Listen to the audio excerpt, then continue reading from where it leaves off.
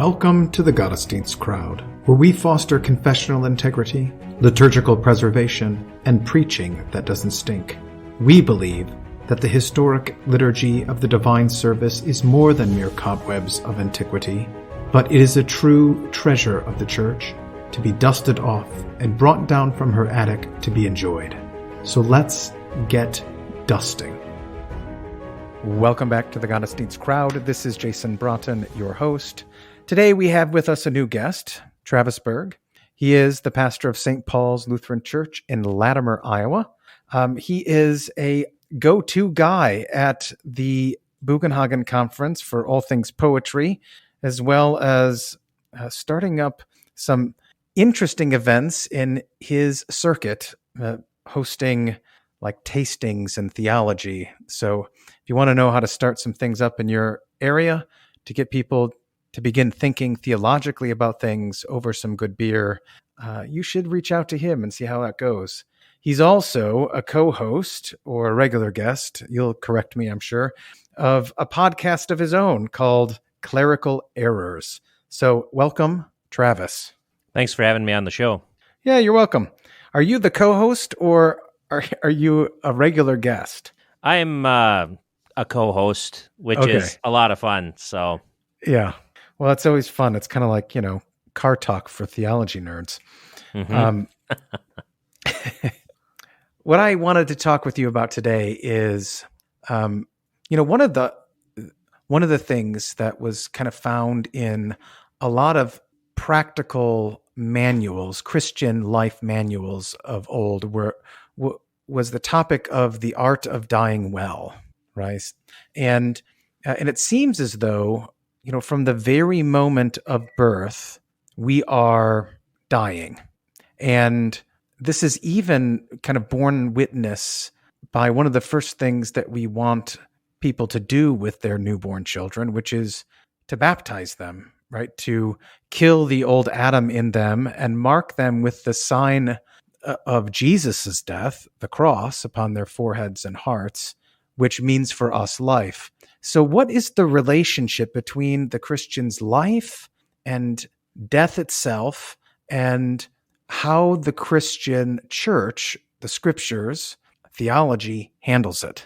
Yeah, this is a huge question. It is, I think, one of the fundamental presuppositions of the Bible is that Christians are living in order to die well. Mm-hmm. We see this running through the scriptures all over the place. A couple of very major key points that I think our listeners will all know: Matthew 16:26 and Mark 8:36.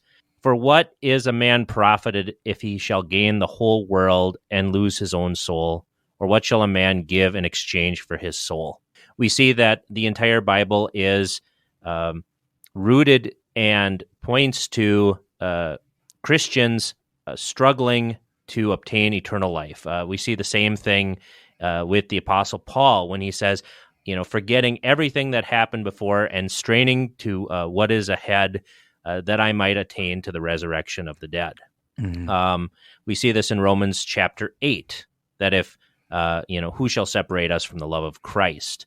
And so we see that the Christian's goal in this life is not ethics, even though Christianity has the perfect ethic. Right. We see that the goal of Christianity is not to create a culture, even though Christianity obviously does create a culture. The Christian's goal, the end of his faith, or the goal of it, right, is the salvation of his soul.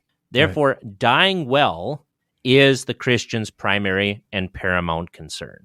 Okay, so I think that leads us to a couple things. One is, what does it mean to die well?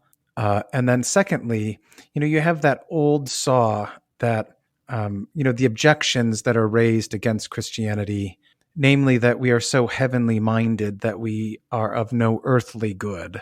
So maybe we could deal with those in turn. First, what does it mean to die well? And perhaps as we're answering that, we might get to the point where we can answer that objection, that the Christian is so heavenly minded that he's of no earthly good.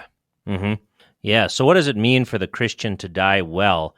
And I would just point all of our listeners back to what we learned in the Small Catechism in the third petition. What is the good and gracious will of God?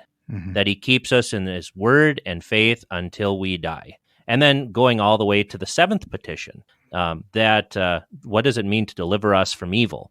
Ultimately, that he gives us a blessed end and takes us from this valley of sorrow to himself in heaven. And so to die well is not to die in your bed, 100 years old, full of riches, surrounded by kids, all of that kind of stuff. To die well is to die in Jesus, forgiven of your sins, awaiting the paradise that he has prepared for you, which is why we can say that Christians right now who are suffering, who are being martyred, are actually dying better than many Americans because they are confessing the faith. They are trusting in their Lord and Savior, and they are very defiant to the devil and to death. And that's what it means to die well, even though they have nothing. Right. So dying well is simply dying with faith in Jesus Christ, that our sins are forgiven on account of his death and resurrection. And thus, because of that, we will live and reign with him for all eternity. Right.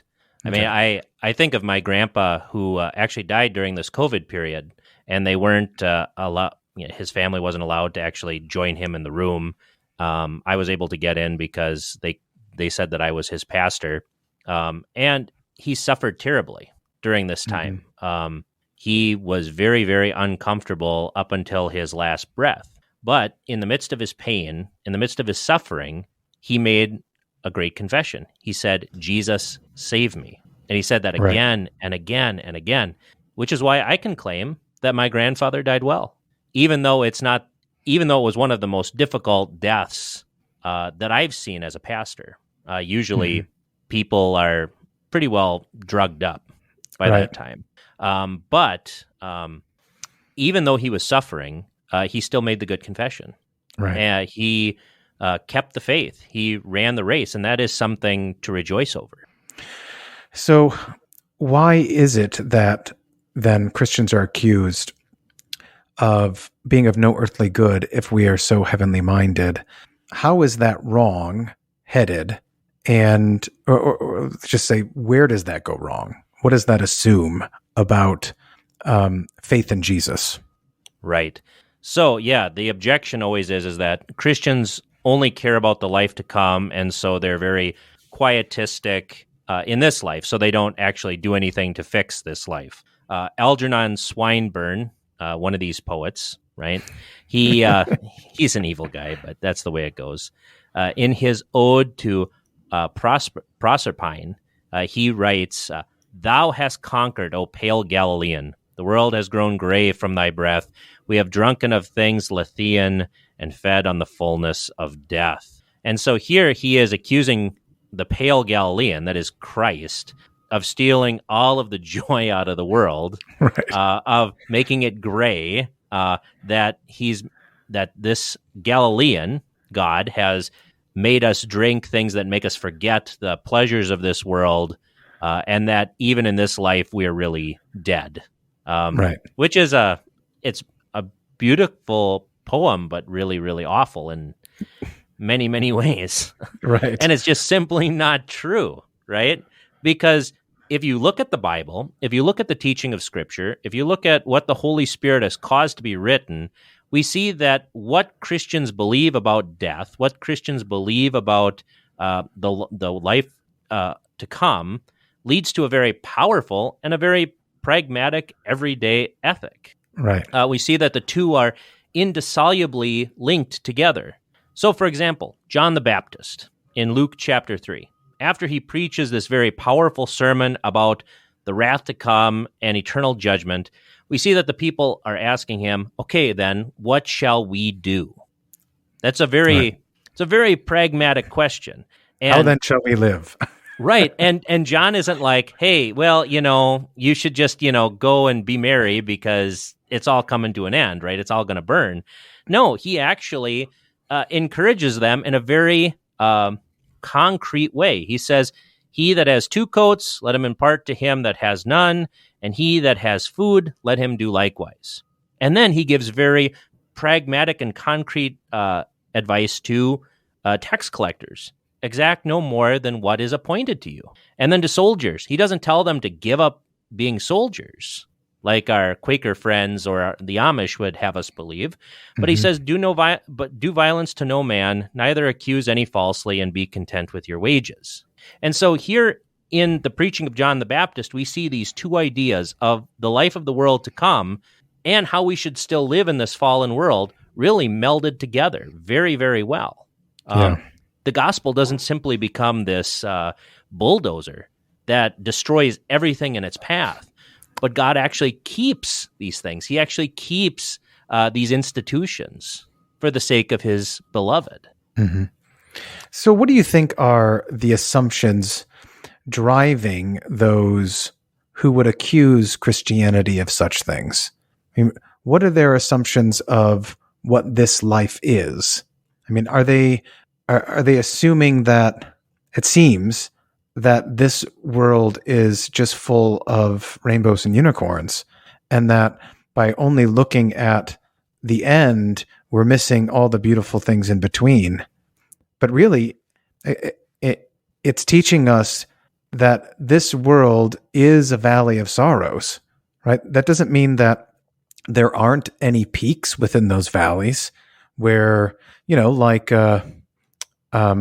Bilbo in the Hobbit, when they're in Mirkwood, finally gets his head above the trees and can see, but he can't see the end, right? He gets a fresh breath of air. We get those peaks, but it sort of seems like it's making a major assumption about what this life is, as though it has no sorrow. Mm-hmm. Yeah, and I think to be charitable to them, they believe that we are wasting a lot of energy on something that doesn't exist, on a chimera. I'd say that'd probably be the first thing. Mm-hmm. The second thing that they would disagree with us on is that I don't think they would deny that there are evils in the world, but they would say that creation, it has the potential to be better than what it is, that it might actually be perfectible. Mm-hmm. And if we just have the right technology, if we just put more money into STEM programs, and if we just get more social workers, and if we just get the right sort of educational apparatuses in place, then we can actually and wear masks, right? Wear masks, and then nothing bad will ever happen, ever, right? Right. But that comes from a particular epistemology. I mean, in America, the way that we believe that people know things is that man is a tabula rasa. He is a blank slate. And if man is a tabula rasa, then the only thing that screws him up is what is written on there. It's his experiences. It's his nurture, rather, as opposed to his nature. And we can fix that, right? All we need to do is just get the right sort of things in place, and things will be awesome. They may not ever be completely perfect, but they will be far better than what they are now. It's kind of like Dickens when he wrote A Christmas Carol, right? Who are the two children that are sitting at his feet, at Father Christmas's feet, when he is the ghost of Christmas present, right? Yeah. There are two demonic children sitting at the ghost of Christmas present's feet. Isn't it like famine and something? Yeah, it's ignorance and want. Okay. And this is a perfect allegory of what Enlightenment people think, right? If we just take care of the ignorance, and if we just take care of the want, then there will be no issues in the world, or very few. Right. And as Christians, we know that that's not true. We know that there is a defect in our nature, original sin. We know that this defect is not only a lack of knowledge of God and love of God and fear of God, but that it's also a positive, a really cancerous sort of concupiscence that makes us not just negatively bad, but really bad, right? Yeah, right. And then, on the other hand, we also believe that there is such a thing as a devil. Right? That there is actually a superhuman adversary that seeks to destroy both church and state. And if you don't have those suppositions, then you can say, we should be expending more of our energies towards making this world a better place. But it's not. Sin is not just a misunderstanding.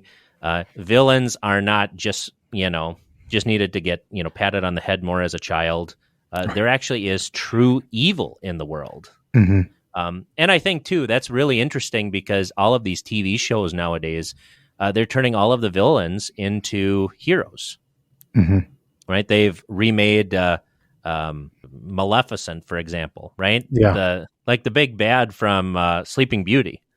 And you can't get any more demonic than a woman who's named evil, right? Right. But then they make her into a good person, right? She's just misunderstood. She just looks different from everybody else, and they drove her into this sort of evil. Mm-hmm. Same thing in Mary Shelley's Frankenstein. The monster originally is not a monster. He's actually a very noble savage. And it is the rejection of society and the rejection of his maker that make him into the sort of villain that he becomes. Right, so it's God's fault. Right, it's God's fault. Or at the very least, since there is no God, right, or you can't say that there's a God, therefore it's society's fault. Right. And that's why with critical race theory and some of this other stuff, you have this sort of radical restructuring of society, because if we can get that right, then there won't be any more shooting of black people. Things will all be hunky-dory, right? Mm-hmm. But that's simply not the case. So they operate from a particular presupposition of who man is, and then even what our innate abilities are within this world. And because of those presuppositions, that taints, so to speak, or that colors everything that they're going to say about anything that opposes it. Right. They're going to minimize any sort of sin in the world. Like your favorite hymn writer, Taylor Swift, says, Band-Aids don't fix bullet holes, right? Right. So we've got to get rid of the guns. So John the Baptist gives very practical implications about what it means to repent and turn and believe. What other instances do we have of this kind of practical, heavenly minded, but of supreme earthly good within the scriptures? Jesus has a couple. I mean, Jesus talks about this all the time, right? Right. Sermon on the Mount, right? Yeah. I mean, it doesn't get any clearer than that. But I want to bring up two cases from Luke's gospel that are very concrete, but are also very closely welded to this notion of dying well. The first is Luke 14:12-14.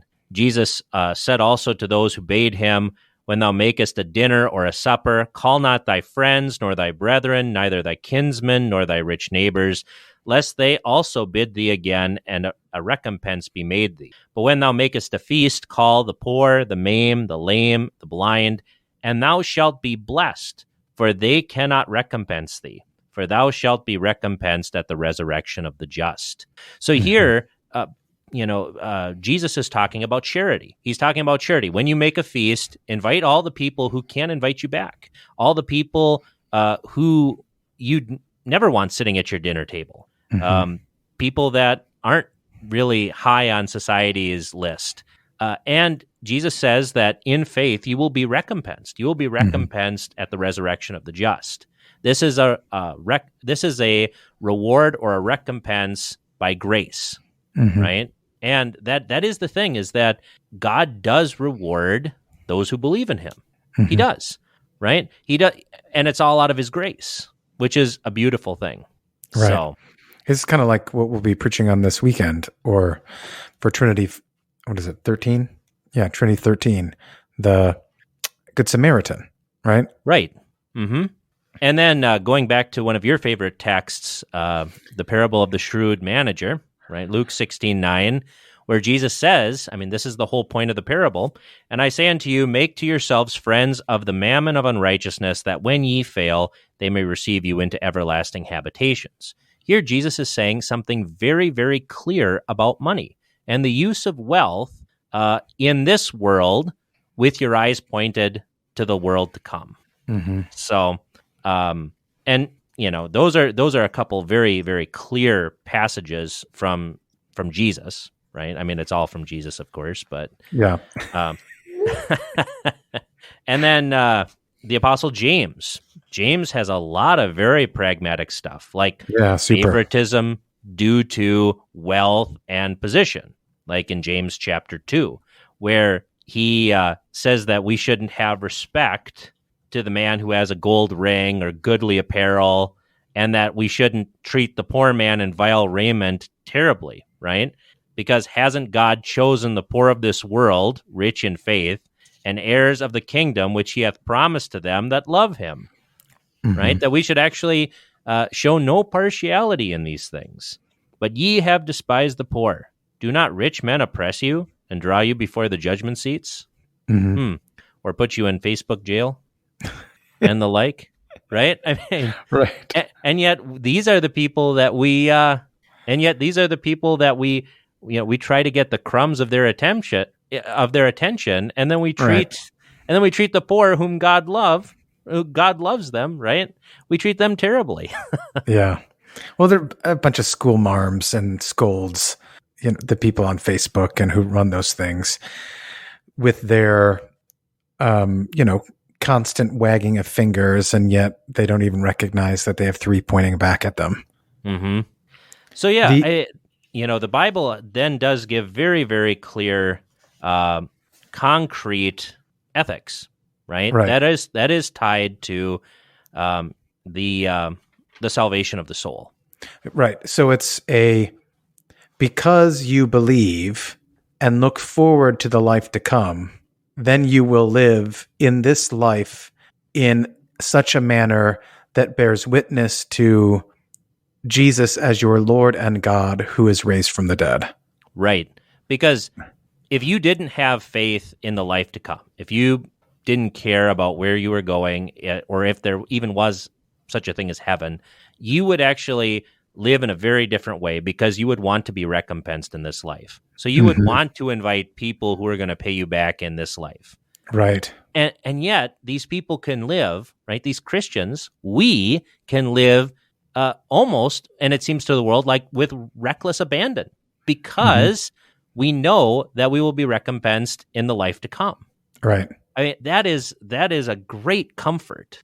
And not only that, it seems to be a great freedom too, that it not only provides comfort to know that we'll have a recompense of, eventually in this life to come, that, in other words, that someone recognizes how we have borne witness to our faith, but it also kind of personally, I think, gives us joy and the ability to speak up against the ills of this world, knowing that someone beyond the grave is watching over and giving us attention for what we have done or suffered in this life. It gives us, I guess personally, a way to view what's going on in the world, and gives us that freedom not to play for scraps from the people who are in power, but to speak, is common today to say, truth to power, precisely because we know that our reward is not here, but is yet to come. I mean, Right. it makes us bold. It does. It makes us very bold. And, that's one of the qualities that a Christian who is ready to die well has. The book of Acts talks about this sort of boldness, and boldness is a great word. I like, and it's a Greek word meaning parousia. I like how it means freedom of speech or confidence. That Christians are the ones they're the only ones who have free speech. This sort of boldness. When Peter and John get up before the Sanhedrin, and they speak in such unvarnished terms that they marveled. They stood outside themselves. And this is what Jesus does, right? When we have the confidence that, no one can harm us, right? That the worst they can do is kill our bodies. But and even that they can't finish off. Right. but that rather we should be afraid of the one who can put both body and soul in hell. That gives us a profound freedom to speak to those who are opposed to the Christian faith, even to those in our family, right? People in power, people who can actually try to harm us by taking away our goods, fame, child, and wife. Right. That's why the old translation of that hymn is so much better, right? Let these all be gone. They nothing yet have won. Yes. The kingdom ours remaineth. That's very different that though these all be gone, right? Yes. It's a very, very different idea that, we're like saying, come and take it. Right. It's like, you can't win, guys. You can't win. You can't take this from us. And it's interesting because this parousia, this boldness, this freedom of speech, another philosophical sect actually picked this up. They were called the Cynics, like Diogenes and the like. And they would talk a lot about this parousia. Only they tried to speak truth to power, but usually they just ended up being complete tools. And but it just shows too that even though these philosophers can pick some of this stuff up and actually use it, ultimately only a Christian truly has free speech without becoming an animal, a dog, like these cynics did. Right.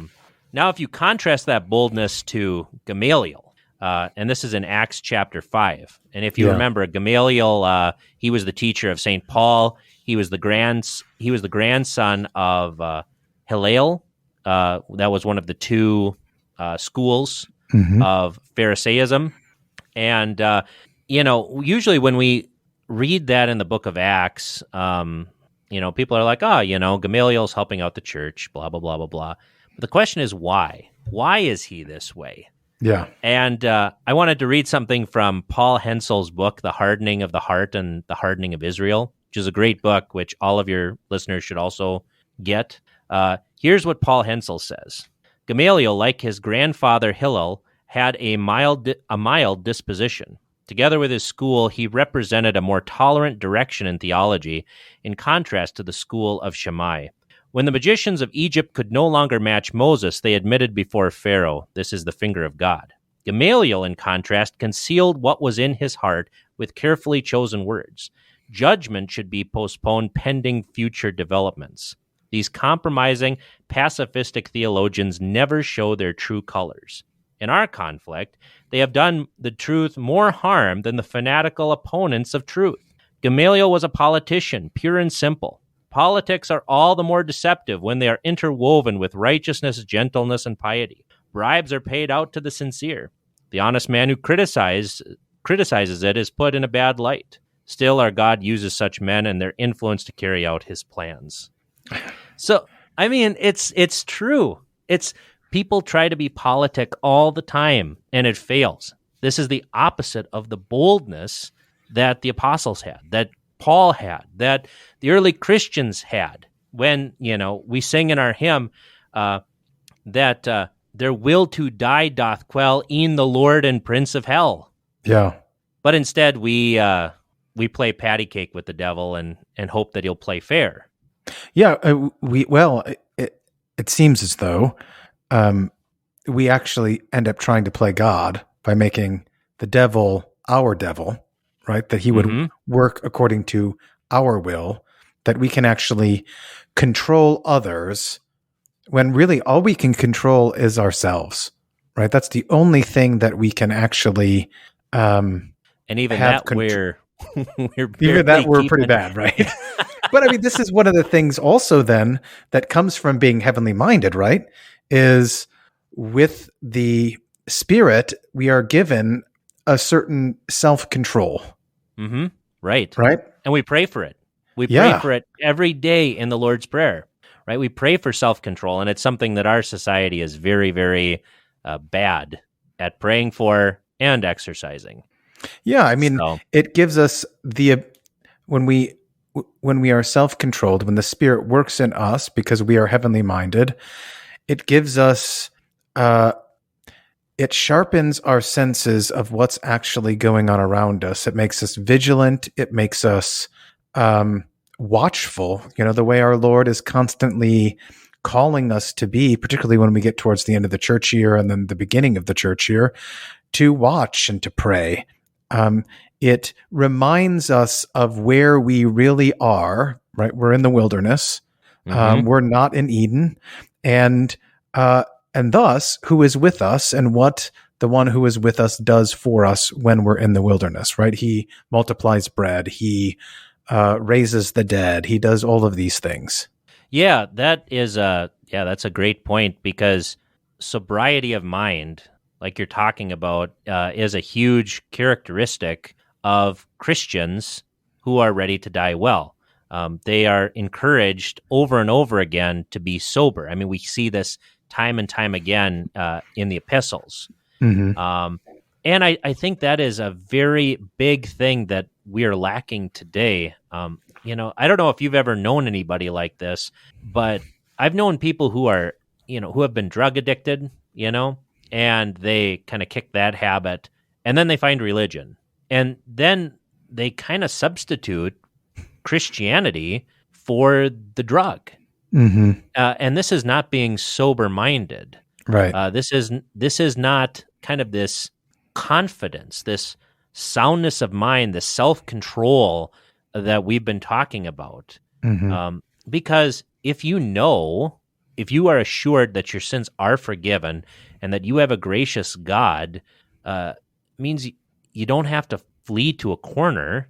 It also means you don't have to be crazy and, chuck yourself off the pinnacle of the temple, mm-hmm. which is also a sin.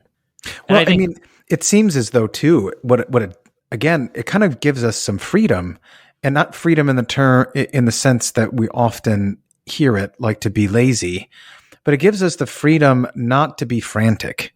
Right. Yeah. I mean, that really is kind of the other side of it, right? There are really two fleshly sides of this coin that the flesh is going to take when it's confronted with everlasting life. Either you can be incredibly lazy and say, well, it's all going to burn anyway, so I'm not going to do anything. Right. Or you can be incredibly frantic, right. like you said, and run around like a chicken with your head cut off. And this is never how Christians have acted. Right. Paul doesn't act this way. And the interesting thing about Paul is Paul never puts himself into unnecessary danger. Mm-hmm. He actually uses the legal system so that, not to save his own life, but so that way the gospel can be preached throughout all the world. Right. Luther so he can get to Rome. Right, so he can get to Rome and proclaim these things before kings and emperors. Right. He escapes, right? He actually runs. They let him down from a basket when the Jews are seeking to kill him. He pits the Sadducees against the Pharisees, which is a beautiful episode, right? Where he's like, hey, I'm a Pharisee, right? I'm just defending, the resurrection of the dead. Right. I mean, Jesus does the same thing, right? Right. It's glorious. It is the opposite of what the Donatists did, where the Donatists just tried to get martyred to be martyrs, mm-hmm. right? This is the opposite of what Karlstadt and all the enthusiasts did in the Reformation. Mm-hmm. This is a lot like what Luther does. Even though he believed that the world was coming to an end, he translated the Bible. He created the Catechism. He put these things together for the good of the church, and he kept doing it. So, yeah, he saw that as the very reason to do it. Mm-hmm. Right, that these things are going to end. I have been put here for just a time as this, so that the word may go out. Right. And that others may enjoy the comfort, the boldness, the freedom, the soundness of mind and self-control that has been given me in Christ. Mm-hmm. And it wasn't some touring revivalistic show, but it was something that you memorized. It was something you did every single day. It was very, very concrete. Yeah. So that is what it means to be sober-minded, to be self-controlled, because you can be, because you know the outcome. Right. You know what's going to happen, which is a blessing. And that produces joy, right? I mean, inevitably, when we are faced with, all kinds of evil or persecution or strife, or even the reality of facing our last enemy, death, to know that there is life beyond that because of what our Lord has done gives us joy even in the most difficult of times. Mm-hmm. Right away. I mean, Jesus comes out swinging. Everybody loves the Beatitudes so much. And I mean, they're great. But at the end of it, it's like Jesus smacks you in the face. And he says, when you're persecuted, rejoice and be exceedingly glad, for great is your reward in heaven. For so persecuted they, the prophets which were before you. I mean, that's a wake-up call. Everybody's like, the meek, blah, blah, blah, right? Those are the parts they remember. But it's never about, blessed are you, when people are saying all of this kind of bad stuff about you. Yeah. Because that's not our purpose-driven life, right? We didn't cover that in Living Your Best Life Now, right? Right.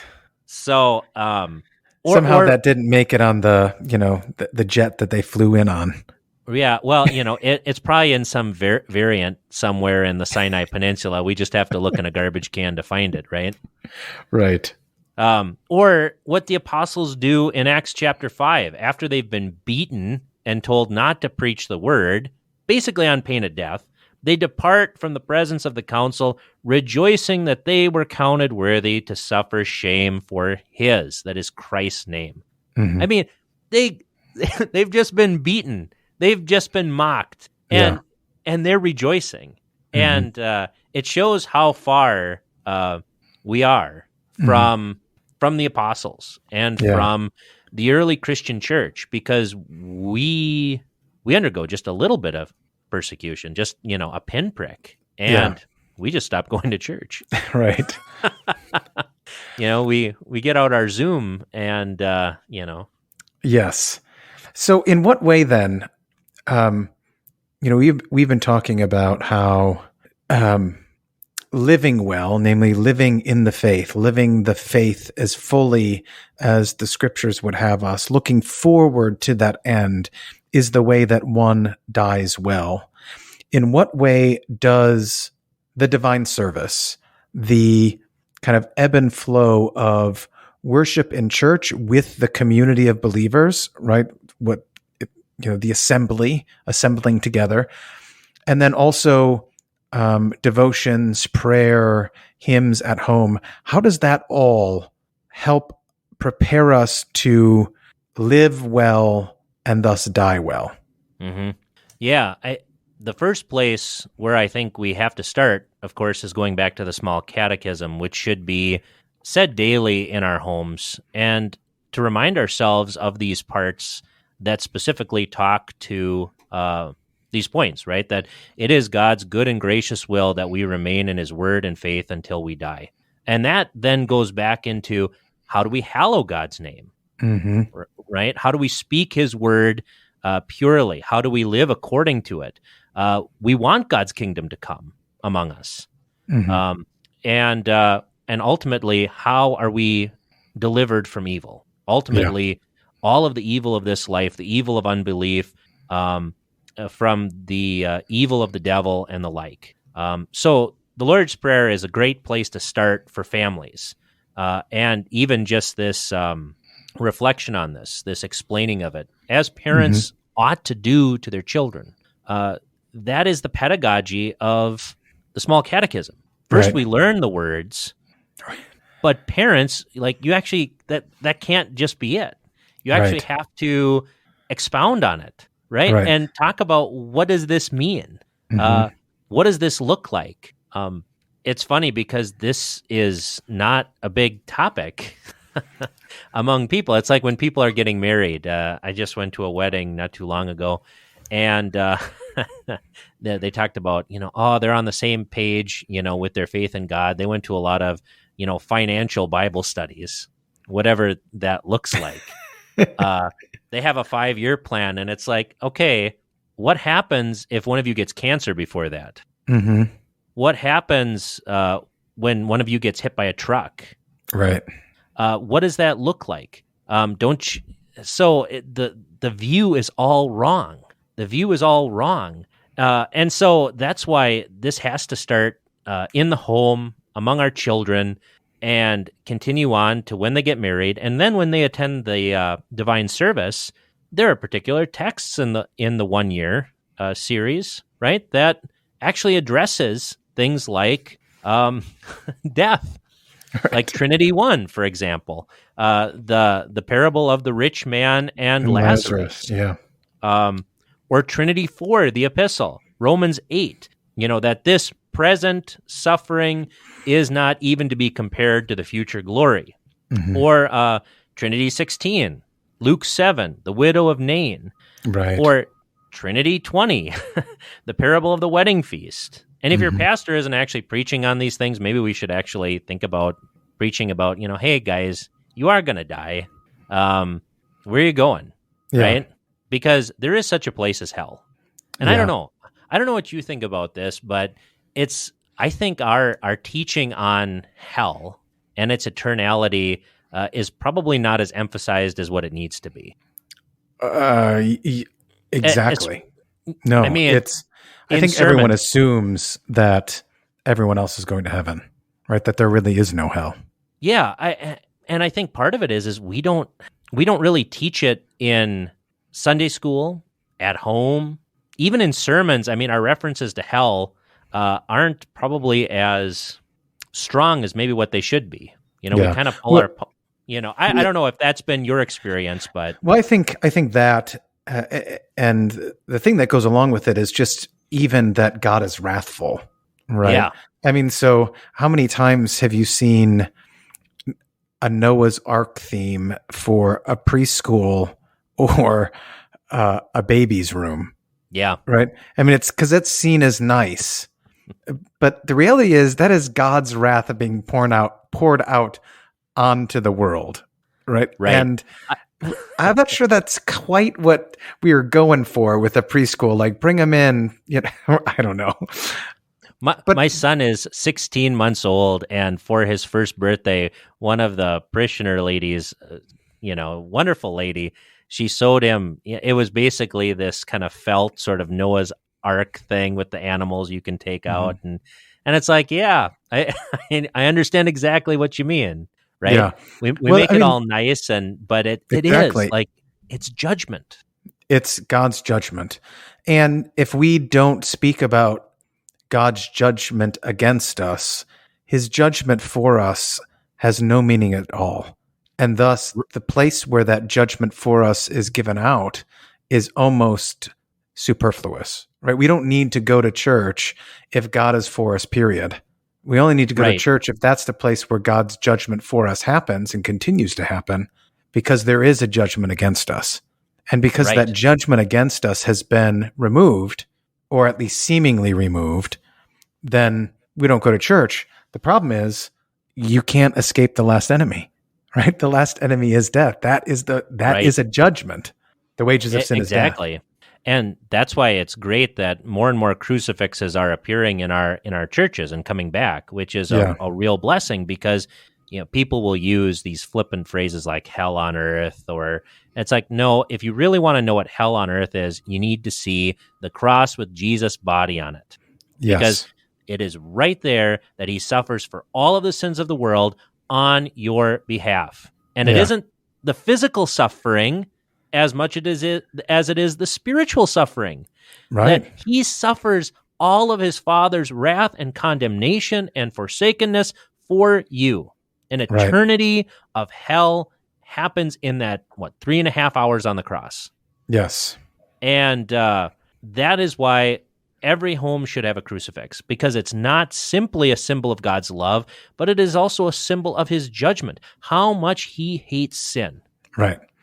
And I think, part of dying well and living well is recognizing that death, life isn't a circle, right? That it's a straight line, and not all people go to someplace better. That there is a place prepared for those who do not believe in Jesus. And that's not how God desires it. That's not how it's supposed to be, right? He doesn't want anyone to be in hell. but there is a place.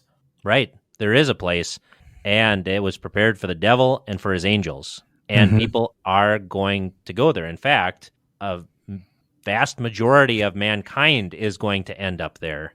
Yeah.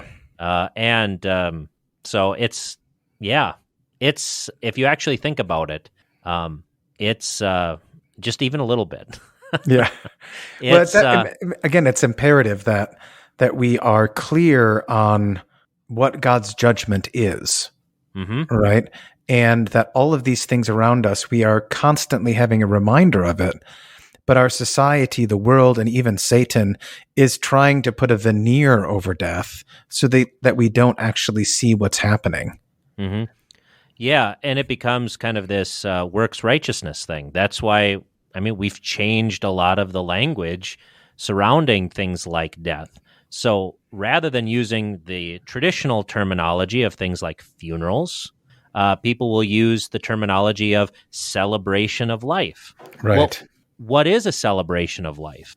Celebrations of life are celebrations of that particular person, not what Jesus Christ did for them, right? But for all the happiness and all these things that this person did.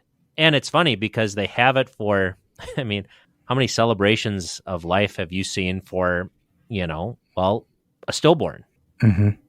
Seriously. Right? None. Do you ever hear of a celebration of life for a stillborn? No. Or for a child that had cancer? That's the thing.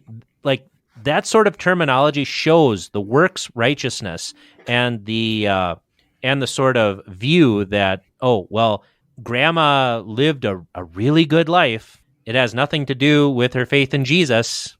Just has to be about, how she made us happy with her cookies or, that she, took us to Disney World or whatever. Yeah. And she made the best darn pies in the world, and I'm going to miss those pies. And isn't it ultimately at the end of the day so depressing? Because it's like, oh yeah, we're going to remember all these great things about grandma, and we're never going to experience any of them ever again. That's depressing. It is so depressing. It is so sad. Now, funeral comes from, the Latin word, which means like burial rites or death or corpse. So funeral, it gets a little bit more to the point of what's going on. It actually acknowledges, hey, you know what? Grandma's actually dead. Yes. And funeral is better than celebration of life and should be used. I really like the rite of Christian burial the best. It's how a lot of our fathers talked. It combines both the sadness of the event, that death actually is an enemy, but it also combines with it that comforting hope that death is defeated in Jesus. And so that's why, I think using the rite of Christian burial is probably the most accurate to what we believe, teach, and confess. Not to say that, you're going to get docked points if you use the word funeral, but, but it's even like, what do we call places where we bury people? We call them cemeteries.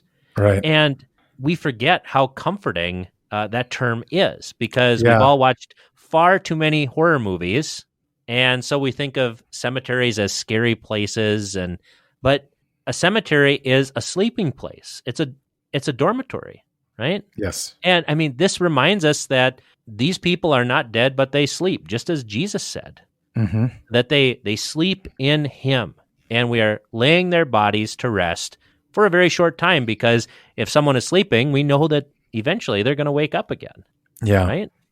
Yeah, around here, so we're surrounded by cornfields and bean fields, and when we get to the cemetery, I often talk about planting this body in the ground. Yeah. And as we wait for our Lord to return for harvest. And everyone understands that picture, right? They all know they're planting it in hope, right? That their hope is certain. It's not a wishful thinking. It's a certain hope because of who Jesus is, but they're planting this seed, waiting for it to be harvested on the last day when our Lord returns. And it's a really great picture around here because of all the fields surrounding us. Right. Yeah, that's why I love the old German way of talking about it. Gottesacker, God's field. And this Hmm. should bring to our minds so many biblical images of Jesus talking about the seed of wheat. Unless it falls into the earth and dies, it remains Hmm. alone. It should remind us that Jesus is the first fruits of the Right. field, right? Hmm. That because he is raised from the dead, we know that the rest of the harvest is going to follow. It should remind us of the Psalms, which talk about, sowing as we weep, and then Hmm. reaping with rejoicing, which is going to happen on the last day. So there are just so many beautiful images here that we simply don't pick up on. And I Right. don't know if we don't teach explicitly enough on some of these things, or if we're just letting the TV do all the teaching, right, in our culture, which is too Yeah. bad.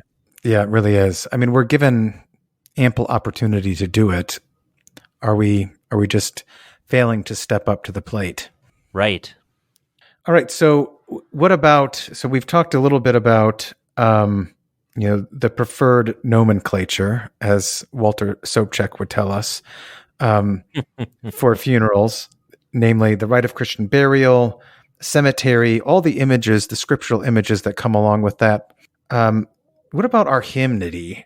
What kind of hymnody should we concentrate on, not only throughout the year, but even particularly at the rites for Christian burial? Yeah.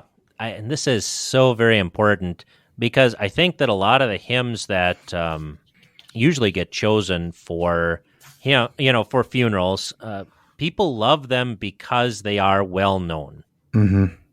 Not necessarily because they are theologically strong or theologically weak, but it's just because that's what they grew up with.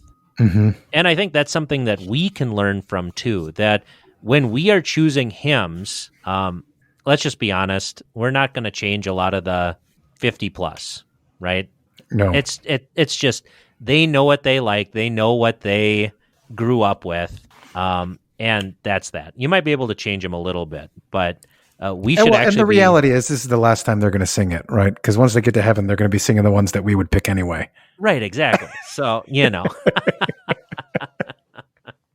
so that's the thing. It's like that's why we shouldn't get too hung up on some of the older members, just like Yeah. Luther didn't get hung up with some of the older members with his catechism. Hmm. We should actually be preparing the next generation. Yeah. And so what does that look like for, preparing the next generation? What kind of hymns should we be singing? What and when should we be singing them? Okay. Hmm. Well, there are some in the Lutheran hymnal that are really good and that we should really be singing a lot. Yeah. 759, This Body in the Grave We Lay. Or 741, Lord Jesus Christ, My Sure Defense. Or 708, Lord, Thee I Love with All My Heart. That Hmm. one, if you're not singing that on Trinity 1, Right. you're doing it wrong. I just don't know how you Yeah. cannot sing that beautiful, beautiful hymn on Trinity 1. We're going to Because take your ordination card away from you. right. Right. You have to take the test again because Yeah. You might have to obviously don't spend get some it. time in purgatory, even though we don't believe in it. Oh, but or in the very midst of life, 755, right? Those are some ones that are just we need to sing them. We Yeah. need to sing them in some of those places that I talked about before, like in Advent, or for the widow of Nain, or for the end of the church year when we're actually talking about these things. Those are hymns that we should really be pushing because the only time that they're going to sing these hymns, for the most part, are going to be on Sunday morning. Right.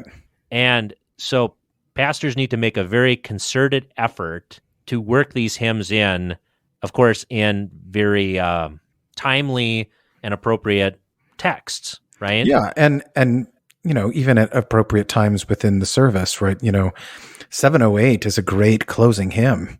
I mean, Right. it kind of, it's got a great tune to process out with, and it's reminding us of, again, our heavenly goal, where where we're headed, in terms of, even to the extent of, not being taken in by false doctrine. Right. It's It's so, just a great hymn. I would even go as far to say between 4 and 6 times a year, we should be singing that hymn. Yeah, I agree with you. And would be even better as if, we can get some families to start singing some of these things in their home. Exactly. And it's not morbid, guys. It is not morbid, because you are going to die, and you should be preparing for it. Another great resource that should be used in families is Stark's Prayer Book, which was reprinted by CPH. Mm-hmm. I actually had one of my parishioners. He bought one of the copies when I was kind of doing my push for it in the congregation. And he was like, yeah, at first I was a little put off because it was talking about death all the time. And he kept at it, and he kept reading it. And he's like, yeah, because we are going to die. Yeah. And it's like, yeah, that's the point, man. That's the point.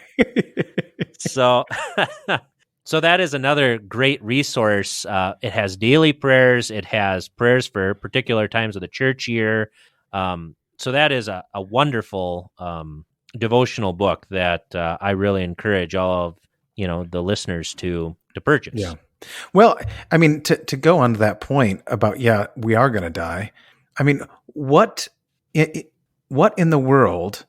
Just in business or in the military, what problems are ever solved by avoiding or ignoring them? Right. One of our big problems is death. And how do we treat it? We ignore it or avoid it, so we never learn what it's there for. Right. Yeah, it's like I've got this big growth on my neck. It just keeps growing. I'm just going to ignore it. It's that it's there. No, of course not. You go into the doctor, right? Right.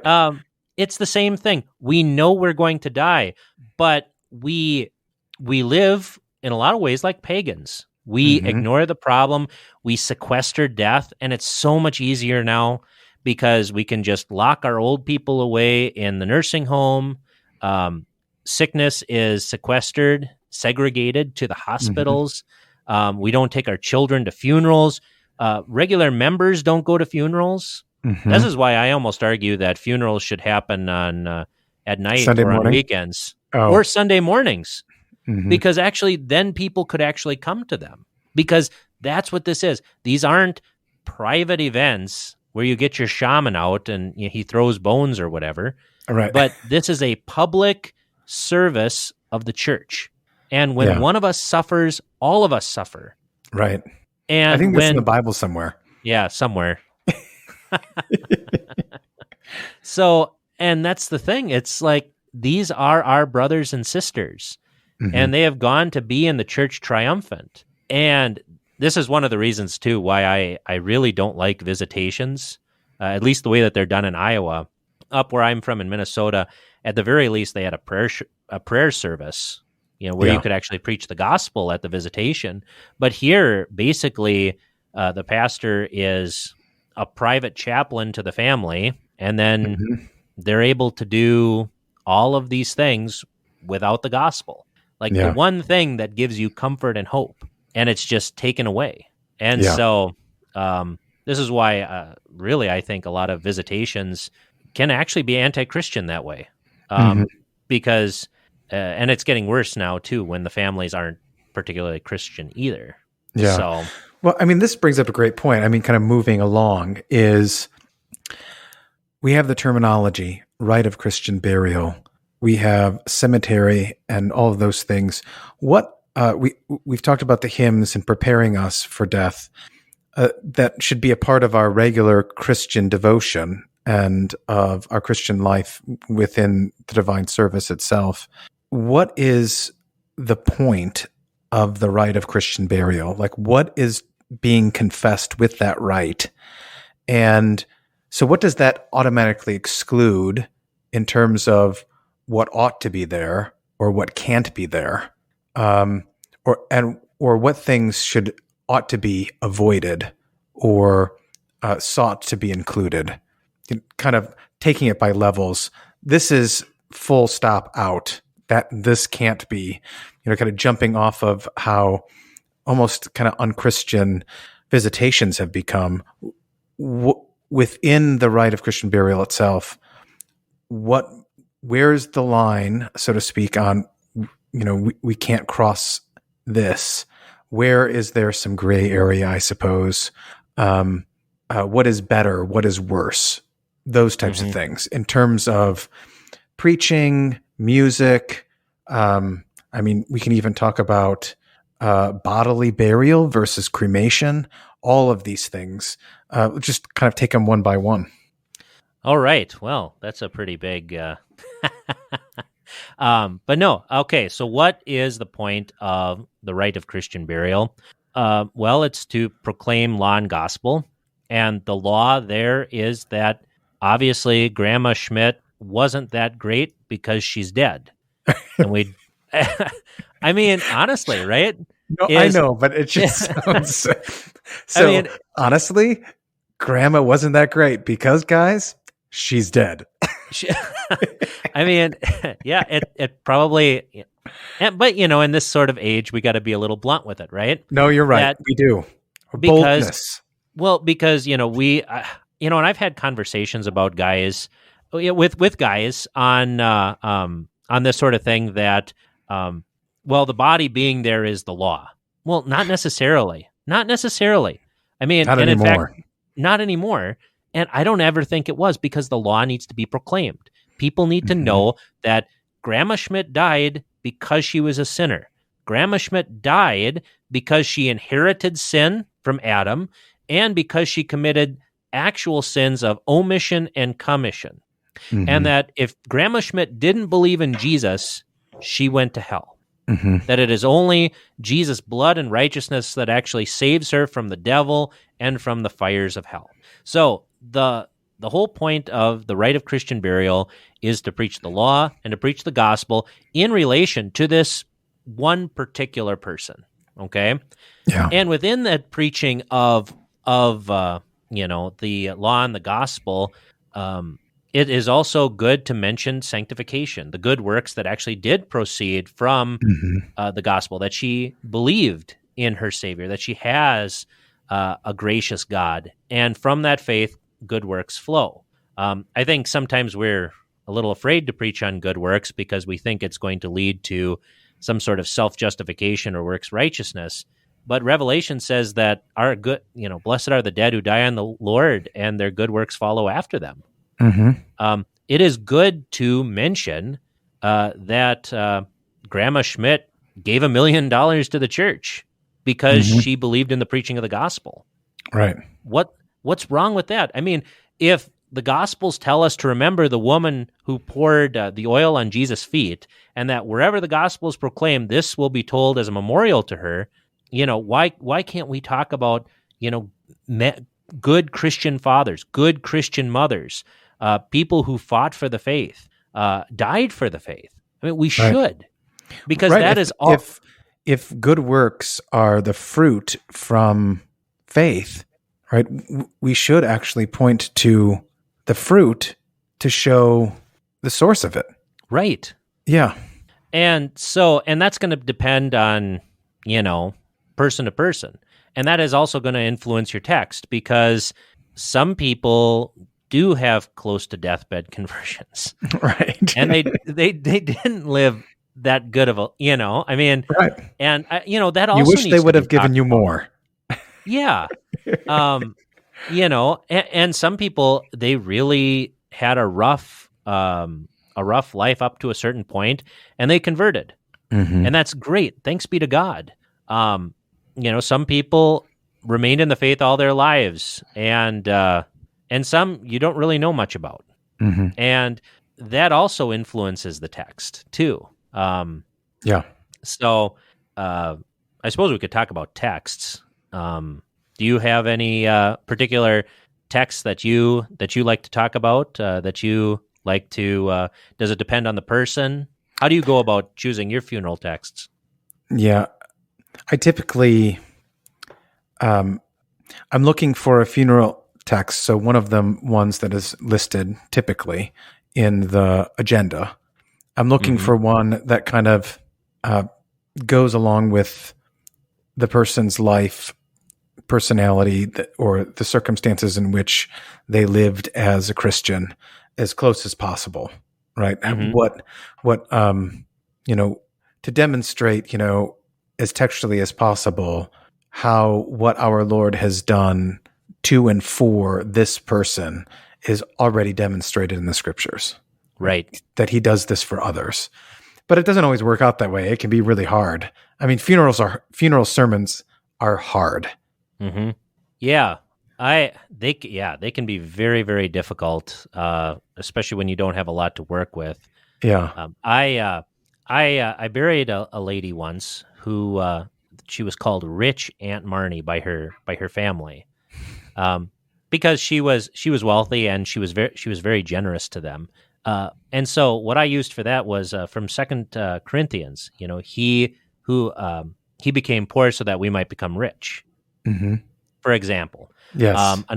Right. And then I used for a member who just died not too long ago, I used Matthew 5:20-26 from Trinity 6. Unless your righteousness exceeds that of the Pharisees and the scribes, you will by no means enter the kingdom of heaven. Sometimes I'll use confirmation verses. Sometimes that works out really well. It really just kind of, I don't know, it kind of depends. Yeah. On the relationship that you've had with them, hearing their, and I don't mean relationship in the kind of, in that way. But the relationship in that, as a pastor has to his parishioner, that you've heard their confession, you know what they believe. Yeah. You don't mean the psychological nonsense way. Because, it's great to know people that way, but ultimately we care what they believe. Mm-hmm. Right. And that's why it's very good to talk to your pastor about what you believe.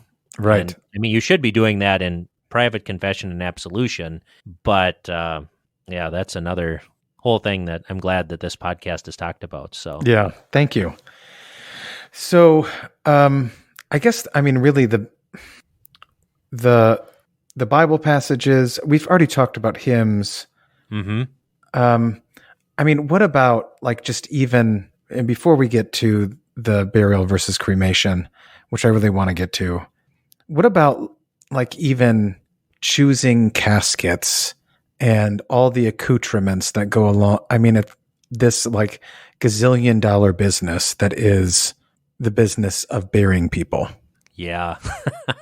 You know what I'm talking about, right? I know what you're talking about. I actually had this conversation with a brother pastor. He lives an hour away, and he's like, I don't know if a funeral director can be saved. He's even more blunt than I am sometimes. And but it's true, because you have this very expensive business because they can oftentimes their margins are pretty small, but even still, yes, it's expensive. I never thought it would be as expensive as it is to bury people. And the other thing too is for the funeral director, it is a business. And so their concerns are very different than our concerns, because they are trying to keep the customer happy. They're trying to, make a profit. And that is not necessarily our goal, our point. Right. And most of them, what I've found, most of them are trying to keep the pastors happy, especially in smaller towns, because if it gets out that a pastor is upset, they're going to choose the competition. Right. Yeah. And I will say that the funeral directors here, and my experiences here, the funeral directors have been very, very accommodating. They have been very, very supportive of the pastor. And this is by no means to dig on them. But it's not their job to teach. Right. Exactly. That's the thing. And they're not going to teach. They're going to try to do whatever they can to satisfy the demands of their customer. And it is our job to teach. It is our job to teach before all this stuff happens. We need to be very proactive rather than reactive in our teaching. We can't wait till something happens and then say, well, you shouldn't be ostentatious in your burial plans when you have a widow crying in Right. your office, right? I mean, that's probably not the best time to teach that, Yeah. right? Well, I mean, I guess even like the monuments and like what goes on them and the things that go around them and then how we even decorate them afterward, it can get a little creepy Yes. Yes, it can. and idolatrous almost. Yeah, especially when families have lost children in accidents. Yes. I have one particular case here that happened like 30 years ago, and the family has all pretty much left the congregation, but the flower arrangements and stuff are semi-idolatrous. It is very, very disturbing. And it shows, too, that there is very little hope and very little teaching that, hey, for as terrible as this is, your children are in heaven. Right. Your children are safe. I mean, and this is the thing. I mean, I lost a daughter. She was born, and my wife baptized our daughter in the ambulance on the way to the hospital. She was 22 weeks and 6 days. And, is it hard? Yeah, it is hard. It is hard losing a child. But, I had prayed before that time every day that my child would always be a Christian. And God answered my prayer. God let her see the sacrament of holy baptism to receive that. She is a Christian. She is in heaven. She never has to be tempted. She never has to deal with the pains of this world. I mean, Right. Isn't that what we want? Isn't that our prayer for our children, for our parents, for all of our relatives? This world isn't real. Well, I mean, we really have no experience with the world to come, but the Bible tells us that this world isn't that great compared to the world to come. So, Right. I'm going to believe Jesus. We get foretastes and glimpses in the scriptures and in the divine service, but we have no way to fully fathom what is awaiting us. Right. And it's just, and the language that people use too, and this is something that the language we use matters. Mm-hmm. The words have consequences, right? I mean, so if you say that someone died too soon, what are you actually confessing? Mm-hmm. Or if you say, well, when an old person died, well, they lived a long life. Who are you to say what a long life is? Mm-hmm. Who are you to say, what too short is? Ultimately, You're making yourself the arbitrator of life and death. In short, you're making yourself God. Right. So, even the way that we talk about these things, we need to watch it. And this is not being, we just have to think about these things. We have to think about them. We have to talk in a way that actually reinforces what we believe. Mm-hmm. Because you have to be sober-minded about it. Right. And consistent. Like what we believe in our heart should come out of our mouth. So getting back to monuments and stuff, I know it's funny when you go to the old parts of the cemetery, you have all these beautiful monuments, right? They've got Bible verses on it. They've got hymn verses on it. I mean, it's beautiful, right? Yeah. They have crosses and Luther seals and lots of stuff. Mm-hmm. And then you go to the new part of the cemetery. And what do you see? Well, you tractors, see fishing. Tractors, farms, marriage, children, right? Beer cans. I mean, the thing that, I want to talk about with monuments is your monument, right? Your gravestone is your last confession. It is the last thing that you will be confessing, and you will continue to confess it, hopefully for hundreds of years. So what do you want that confession to be? Right. Do you want that to be that you liked beer or that you were a farmer? Because you know what? 100 years from now, no one's going to care. Right. Or do you want to confess what you believed? That you believe that Jesus is the Christ, that he will raise you from the dead. Do you want to put hymn stanzas from Jerusalem the Golden on there. Mm-hmm. Do you? I know with my own daughter, I put "Blessed in the sight of the Lord is the death of his saints." Right? Yeah. Great confession, and then a picture of Mary, the mother of our Lord, looking at Jesus on the cross. Mm-hmm. Right? There are so many things that you can do. There are so many great confessions you can make. So why not do it? Yeah. Why not do it? Why not confess even after you're gone? If Abel is still confessing, so are the dead, right? Right. And the monument is definitely a great way to do that. And so you should actually talk to your pastor about what is appropriate. And I will say, if you guys are a little, if you don't think it works, it actually does work. I had a couple in my congregation who basically were going to be cremated, no monument, no nothing. And then I started teaching in Bible class, and she got cancer. Great, pious member, wonderful lady, and she died. And she was buried, and her husband has been knocking down my door to plan out this monument, and he keeps asking question after question, and it's so wonderful, right? It's the reason why you become a pastor. Yeah. Is you're able to guide them through this, and then they say stuff like, well, I hope I'm not taking up too much of your time, and it's like, this is what we live for. This is what we want to do. This is what we want to talk about. Mm-hmm. So. All right, so I think that leaves us the last topic, the most uncomfortable one, right? Right. Talking about cremation versus burial. Mm-hmm. What do you teach about this? All right. So, to get to the, short answer, I teach that burial is the not just even the preferred, but you should only cremate in an extremely extraordinary circumstance. Okay, so that is my position, and I even believe that that if you can, you shouldn't even be embalmed. So that would be my position. Yeah, embalming is all right, but I don't think it's as preferable as putting a non-embalmed body into the casket into the ground. Mm-hmm. So that in and of itself is the shorthand of my position.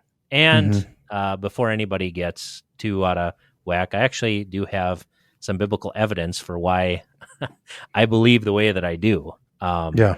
Because people will always say, well, the Bible doesn't tell me not to be cremated. So therefore, even that, it's I believe in a God that can put me back together. Yeah. And it's like, no one's denying that. Exactly. No one ever denied. That was not the argument. That wasn't the argument in the first place. Right. Non sequitur, right?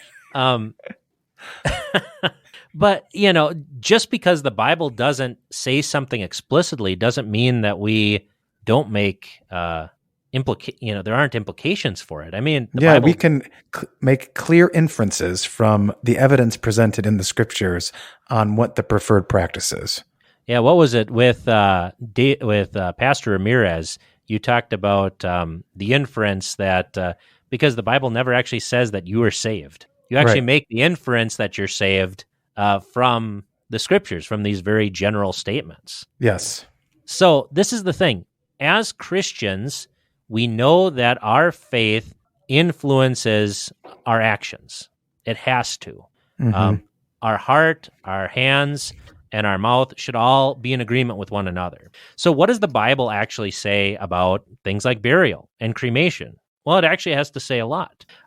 Abraham, his first purchase of land in the Holy Land was the tomb at Machpelah. We see the importance of burial among the Old Testament kings.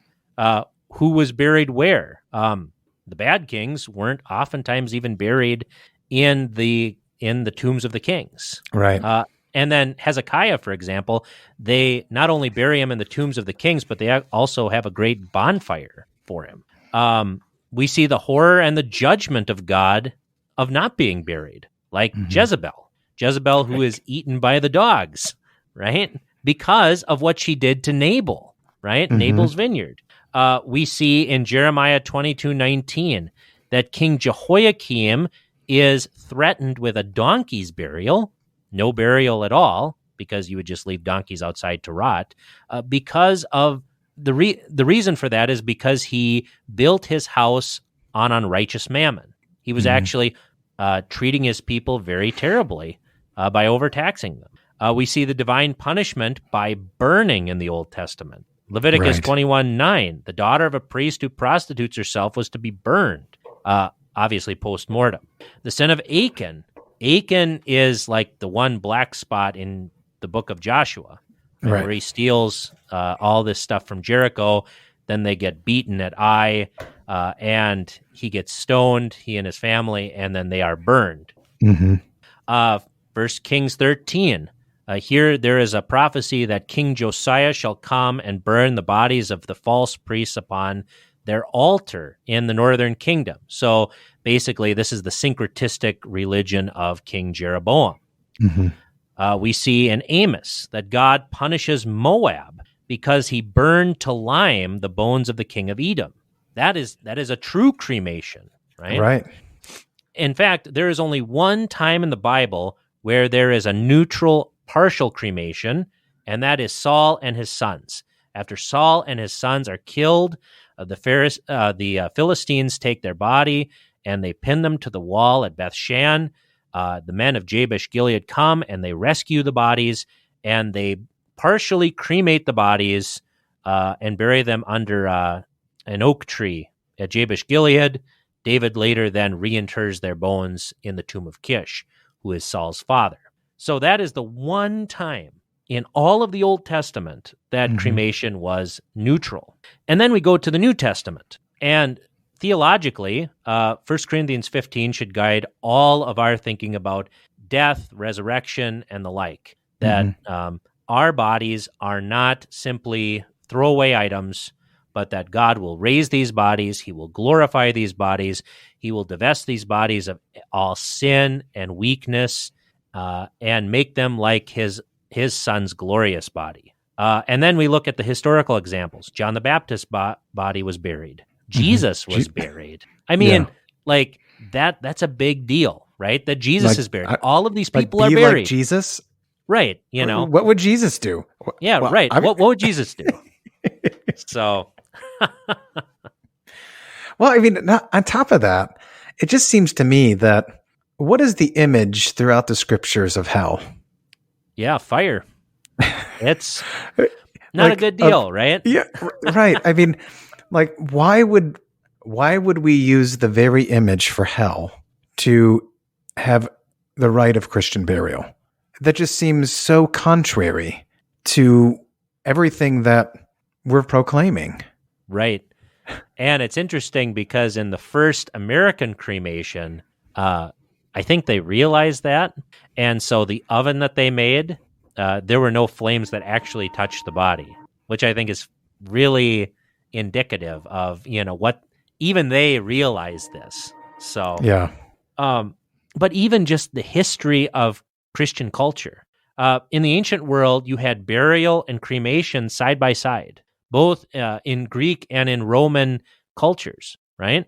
But with the rise of Christianity, you see nothing but burial until the rise of humanism and the Enlightenment. You don't actually start to see cremations until like the 1800s in England. And in America, the first cremation didn't happen until 1876. And whoa. I mean, that's 100 years after the founding. Yeah, I mean, it's crazy, right? Yeah. And these people were nuts, okay? These people were cray-cray. These people weren't Christian at all. It was this guy. So the first American cremation was this guy by the name of Baron Joseph de Palm, and he was a nutcase. But he belonged to the Theosophical Society. The Baron asked that no clergyman or priest should officiate at his funeral, but that Colonel Olcott should perform the last rites in a fashion that would illustrate the Eastern notions of death and immortality. So here we have a guy who expressly denied Christianity. Right. Expressly, right? I looked up Henry Steele Olcott, this Colonel Olcott, and I looked at his diary. okay, because he recorded all this stuff. So this is what this funeral looked like. After the singing of the first Orphic hymn, an invocation or mantram was made to the soul of the world, whose breath gives and withdraws the form of everything. The universe, it went on to say, is thy utterance and revelation. Thou before whom the light of being is a shadow which changes and a vapor that passes away, thou breathest forth, and the endless spaces are peopled. Thou drawest breath, and all that went forth from thee returns again. Good Vedantism, this, and good Theosophy. This is his what do you want to say? His commentary on it. Yes. The same thought ran throughout all the parts of the service, the hymns, invocation, litany, and my discourse. In the latter, I gave such particulars about Baram de Palm as I had got from himself, and very misleading they were afterward proved to be when I heard from the family solicitor. I explained the character and objects of the Theosophical Society, and my view of the complete inefficacy of the deathbed repentance for the forgiveness of sins. I am glad to see, upon reading the newspaper reports and the lapse of many years, that I preach the doctrine of karma, pure and simple. So that is the first cremation in the United States. That's what that funeral looked like. It was anti-Christian. It was based upon Eastern notions of immortality, and so we think that this is a good thing, right? Today. In fact, in 2016, cremations now surpass burials. And in 1960, only 3.6% of Americans chose cremation. In 2016, 50.1% did. And holy smokes. Yeah. So if you look, and then let's correlate this with biblical illiteracy and the rise of no religion or the nuns. Right, or nuns, right? And I think you see a pattern here, right? Mm-hmm. That the Christian faith says that God is going to raise our bodies, right? And it also says too, right, to get back to embalming and cremating, right, that there is God's judgment on our body. Dust thou art, to the dust thou shalt return. And people always say, well, if it's going to go to dust anyway, why shouldn't we cremate? I've heard that one. And I mean, this is the issue.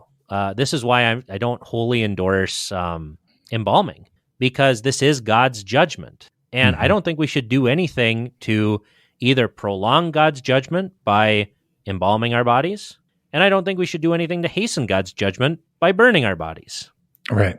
Right? This is something that God is going to do. Yes. And there are particular reasons why we might get embalmed, right? If we have to cross state lines or something like that, right? Just like Jacob was embalmed and brought back to Canaan, and just like Joseph was embalmed. And might there be some reasons for cremation? Maybe, like in the case of an infectious disease, a terrible infectious disease. Right. Yeah, sure.